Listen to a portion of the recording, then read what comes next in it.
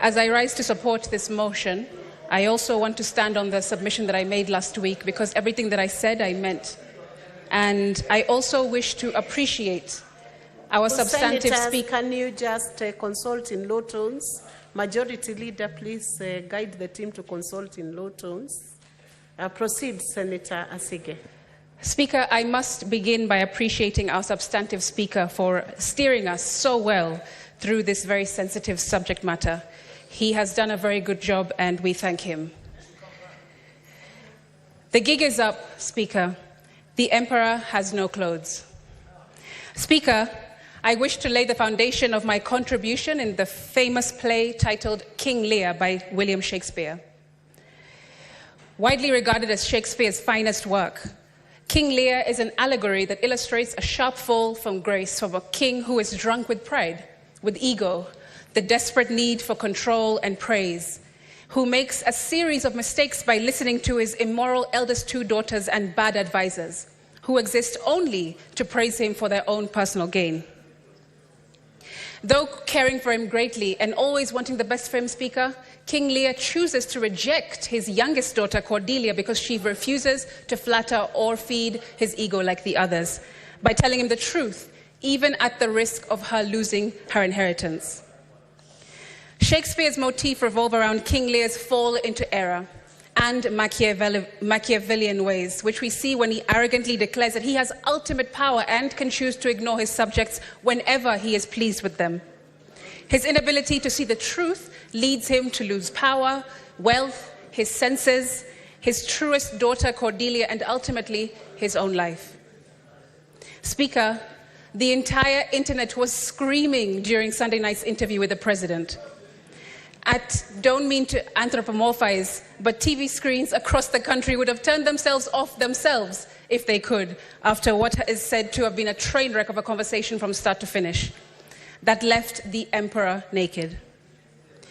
I must acknowledge, however, the decision by the president to have a 2-hour unscripted sit-down, because seldom do African heads of state risk putting themselves in unpredictable, uncontrolled environments like that.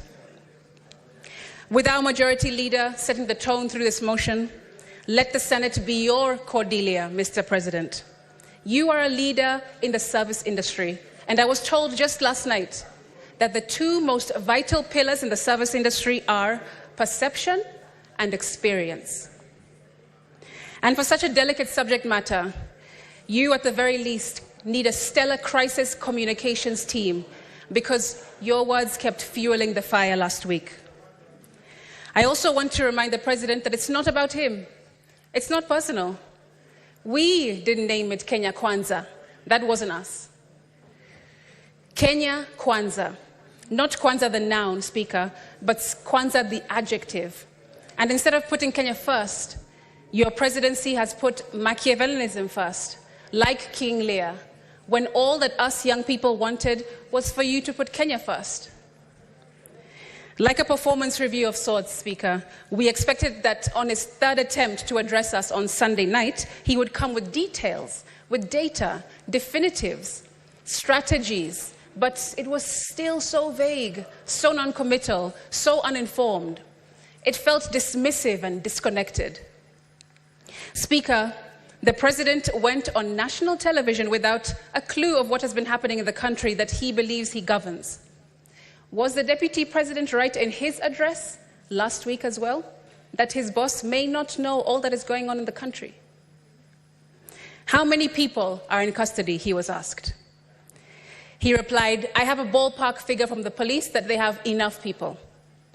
What do you say to the youth who say yours is not a listening government, he was asked. He said, I have 4 things: housing jobs, digital jobs, export of labor, manufacturing. You believed barely 1.5 years ago that you could run the country on 2.9 trillion. In a few months, you went to Parliament and requested 3.6 trillion. This year, you went to Parliament and requested 4.2 trillion. And what do they see in return? They see extravagance in government, he was told. He replied, let me tell you the following. Today, universities were almost closed because of debts of 60 billion shillings. I have enhanced their budget by 40 billion shillings because education, to me, is the greatest equalizer. Speaker, this went on and on and on. Tone deaf and not answering what Kenyans really wanted to hear from the president.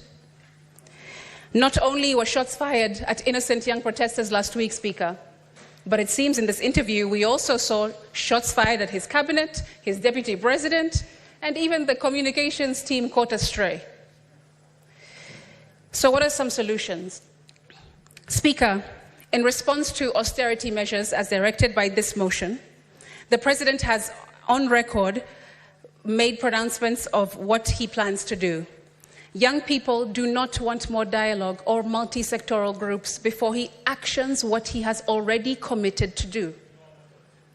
In his Wednesday, 26th of June press conference, the president committed to do the following. 1, reduce expenditure, starting with the executive office of the president and extending it to the entire executive arm of government.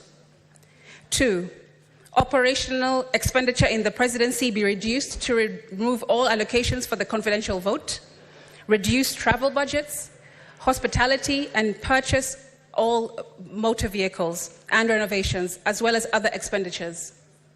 Number 3, Parliament, the judiciary, and county governments working with the National Treasury also undertake budget cuts. This clearly shows, Speaker, that the president knows exactly what he needs to do and precisely what he needs to focus on. Get rid of corruption, get rid of wastage, get rid of breaching court orders, get rid of misdirective and duplicative pots of money like CDF, which completely usurp the true function of a legislator. Speaker, members of parliament are supposed to legislate and ministries are supposed to implement. No parliamentarian should have a CDF allocation because our role is simple: to represent, to oversight, and legislate. We have no business building markets and roads and hospitals. Get rid of CDF that bastardizes the role of a member of parliament. We also want a repeal of other unconstitutional legislations since this government came into power. And we want leaders to be leaders, Speaker, not leaders to be dealers. However, to achieve all this, we also want to hear definitives and strategies, not broad, pie-in-the-sky pronouncements. By now, Speaker, we should already have heard how much he will reduce expenditure in his office. How much will you cut from your travel budget, your hospitality budget, from the purchasing of motor vehicles and renovations? Speaker, the president has economic advisors who work for him round the clock and should have crunched preliminary numbers for us to see by now. On Sunday, the 30th of June, he was asked on national TV again if he'll reduce his ministers and ministries, to which he replied, and I quote, "That is an area that we will have to look into because that is a reality that we will face." It clearly shows that the president needs to do. Speaker, for my second proposal, let's go to Article 152(1) of our Constitution. That the cabinet consists of A, the president, B, the deputy president, C, the attorney general, D, not fewer than 14 and not more than 22 cabinet secretaries. This means, Speaker, that our Constitution provides that the president can cut the number of ministries to 14 from the current 21, saving the country billions of shillings. The Constitution goes further to say in Article 152(5) that the president, A, may reassign a cabinet secretary, B, may dismiss a cabinet secretary, and C, shall dismiss a cabinet secretary if required to do so by a resolution. Sorry, not sorry, Mr. President, but wake up your Minister of Youth Affairs, because the youth are telling you that they are desperately underserved. Wake up your Minister for Interior, because too many poorly trained, trigger-happy police officers exist under his watch. Wake up your Minister for Labour, because young people are protesting in the streets due to a lack of equal opportunities. Wake up your Minister for Roads, because we're seeing the worst levels of carnage and needless deaths of young people than in any 10-year preceding his. Wake up your Minister for Trade and Industries, because from small innovators to entrepreneurs to industries, the ecosystem she is leading has become terribly unforgiving. If you already know what needs to be done, and the Constitution gives you the power to take action, Mr. President, cabinet secretaries must be sacked. My third proposal, in reaction to point number 1 in this motion, revolves around exercise of legislative powers. Speaker, why is it that the finance bill never makes its way to the Senate for consideration? Our Constitution does not bar this upper house from jointly considering legislation, especially those with as much gravitas as a finance bill. To illustrate this, I want to go to Article 109(5) that says, a bill may be introduced by any member or committee of the relevant House of Parliament, but a money bill may only be introduced in National Assembly in accordance with Article 114. It simply says, Speaker, that a money bill may be introduced only in the National Assembly, but nowhere does it say that a money bill cannot also be considered in the Senate. Our Constitution only bars this House from introducing money bills, not from considering them. This must be corrected to avoid future constitutional misinterpretations that lead us to continue allowing the National Assembly to monopolize such crucial functions. I'm just reading the law. And while we're at it, Majority Leader, the entire country knows that our committees here are chaired and vice-chaired by your side, the government. That doesn't give balance. That doesn't give an opportunity for real unbiased and impartial looks at bills and proposals and legislation in this House. If you hold the chairmanship and also the vice-chairmanship in all committees, how are we telling the rest of the country that we are transparent and we're going to move forward in a new way? That also needs to change. Speaker, life is in the power of the tongue, because if we get this mandate, we cannot afford to mess around and continue to play politricks. My fourth proposal focuses on the presidential assent and of the Finance Bill 2024. And for that, let's go to Article 115 of the Constitution. 1. Within 14 days after receipt of the bill, the President shall A. assent to the bill, or B. refer the bill back to Parliament for reconsideration by Parliament, noting any reservations that the President has concerning the bill. Not National Assembly, Speaker. It says that it will go back to Parliament to be considered by Parliament. And the last time I checked the definition of Parliament, both houses were included. What about the conversation on salaries, Speaker? Well, I want to say the following. The Salaries and Remuneration Commission really did not read the room. Today, in order to pay all public servants, figures show that we are spending 1.1 trillion shillings, which is 46% of our budget. I want to be frank.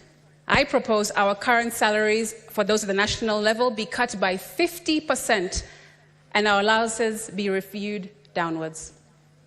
That's right. I want us to put our money where our mouth is. We shouldn't pussyfoot around that, Madam Speaker. Because let's be honest, today's salary and allowances are the only reason why people kill, steal, and destroy anything in their way in order to work in the national government. And that needs to end. Speaker, there used to be a time not long ago when being a public servant was very unattractive. I'm sure Senator Halwale will remember that if you have a good degree, a good studies and accreditation behind you, you would rather go into the private sector because it was much more lucrative than the public sector. But now that has gone upside down, Speaker. We also heard the President tell us all that we are set to lose by having rejected the finance bill on Sunday. He said, and I quote, "So what is the alternative? Help me with that, Linus, because there are only two things we can do. Either you raise money from taxes or you borrow, period. There is no magic here, he said. Well, Mr. President, you're right, and there is no panacea, but all you had to do was ask, because the Finance Act of 2023 provides clear examples to learn from. For one, we witnessed a reduced consumption of petroleum products, a slowdown in construction due to high cost of materials, and a significant overall increase in construction costs, largely attributed to the imposition of the export investment levy, and on raw materials, that is, Speaker. Notably, imports of clinker, crucial for cement production, dropped by 77.5%. Also, remember that in the first half of the 2023-24... Senator Asige, I want to just inform you have 4 more minutes left. Also, remember that in the first half of the 2023 fiscal year, the KRA missed its revenue target by a substantial 186 billion Kenya shillings, which underscores the point that overly ambitious tax measures do not always lead to increased tax collections. These figures are solid data we can trust, Speaker. Why impose more taxes, levies, and charges when we haven't fully recovered from the negative effects of the previous legislation? Many of businesses were forced to close, and some relocated to neighboring countries with more favorable tax conditions. What's the real solution, Speaker? What are the Gen Zs and the many Kenyans protesting for? We are exhausted just seeing the president on these trips every single week, as if he's Beyonce on a world tour. Mr. Speaker, Madam Speaker, that is. The president is not on a world tour. He should stay in the country and do his job like the rest of us do in this country. Yes, he may have had many plans, but Mr. President, exporting our brightest minds to work abroad is not the solution. This brain drain is crippling us and cannot be quantified at all. Did you know that these countries who call for Kenyan workers, do you know what they ask for when they are calling for us? They want under 45s only, highly skilled, well-educated, in good health even, and they must undergo rigorous vetting because they have a particular criteria of people they're looking for. That means that we are removing our best minds, our best workers, our best laborers, and shipping them off to Australia, Germany, England. But do they ever bring the people here, Speaker? They do not. In my conclusion, as I close, I would like to speak directly to young people. Everything was impossible until somebody found a way to make it possible, and today that was you. You have been steadfast in demanding that this government stop and listen to you, and before this moment, everyone thought it was impossible, and now, though I remain a bit skeptical of the presidency to some degree, I still stand 10 toes down in believing that Kenya will never be the same again because of you, young people. I also want to be real with you. We must stop glorifying money, praising those with flashy cars, big houses, expensive holidays, eccentric lifestyles, and filtered lives. It's us that keep applauding that behavior. We follow those accounts. We like and repost their displays of opulence every day, and this exacerbates the problem of these people wanting to keep up their public images, but not that all that glitters is gold. Why don't we go back to exalting excellence, character, conscientiousness, and all that is good and all that endures? There is a reason why Paul says the love of money is the root of all evil. We really must change. Speaker, let me land by circling back to King Lear by William Shakespeare. Anna Camerali writes that the tragedy of King Lear's lack of understanding of the consequences of his demands and actions is often observed to be like that of a spoiled child. But it has also been noted that his behavior is equally likely to be seen in parents who have never adjusted to their children having grown up. Speaker, Kenya's democracy has grown up. It has matured and it's maturing into a faceless, fearless, tribeless, legion of time is up. Half a minute, you finish that sentence. Give a 1 minute, Secretariat. Thank you, Speaker. I was saying, Kenya's democracy has grown up. It has matured, it's maturing into a faceless, fearless, and tribeless legion of the majority of our population, who have a good constitution, but unfortunately in the wrong hands. Speaker, Kenya, I stand by them in this House, I speak for them in this House, and when they name the 25th of June 2024 Z-Day, they will know that you did that. I thank you. Senator Catherine Moma.